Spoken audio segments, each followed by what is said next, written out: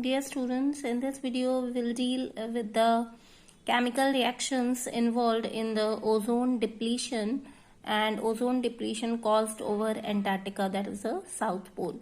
Now first all, as you all know that ozone layer is found in the stratospheric layer of atmosphere and it protects us from harmful ultraviolet rays. Now let's see. The most important chemical that causes ozone depletion is chlorofluorocarbons, that is CF2Cl2. In presence of ultraviolet light, these chlorofluorocarbons breaks and give you chlorine free radical and another free radical. This free radical of chlorine reacts with the ozone layer and give you chlorine monoxide free radical and an oxygen molecule. This chlorine-free radical in turn reacts with atomic oxygen to give you chlorine-free radical and oxygen molecule. Now this chlorine-free radical is continuously regenerated and cause the breakdown of ozone layer, setting up a chain reaction. This chlorine-free radical in turn moves here and causes the ozone depletion. Not here. This chain reaction will be set up here. That is like this. This chlorine-free radical causes a chain reaction to set up, and one chlorine-free radical causes a depletion of approximately 1 lakh ozone molecules. So this chain reaction is set up and it continuously generating chlorine-free radicals into the atmosphere and damage the ozone layer to a great extent.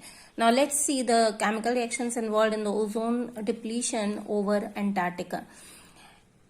In the South Pole, the ozone hole is being detected by the atmospheric scientists in 1980, which is termed as ozone hole in the general term, also called as ozone depletion.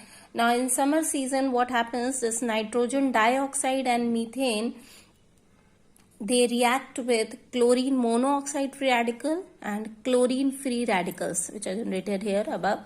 These react with these two free radicals and produce chlorine nitrate and HCl. Okay, now by forming these compounds, chlorine free radical and chlorine monoxide oxide free radical, these sinks, this is termed as chlorine sink, because these are removed by these two processes from the atmosphere, and therefore the chlorine free radical is not available, and therefore the ozone depletion is reduced to a great extent in the summer season.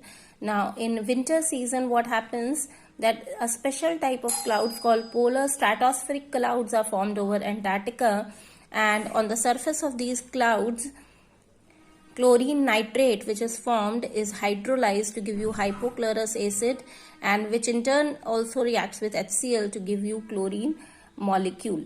Now when sunlight returns in the Antarctica in the spring season, the sun's warmth degrades this HOCl, that is hypochlorous acid, and chlorine molecule breaks in presence of ultraviolet light or sunlight, you can say. They are photolyzed or break down in presence of sunlight to give you chlorine free radicals, and as the chlorine free radicals are regenerated in the process, again the ozone depletion chain reaction has been set up, which we have discussed in the previous part.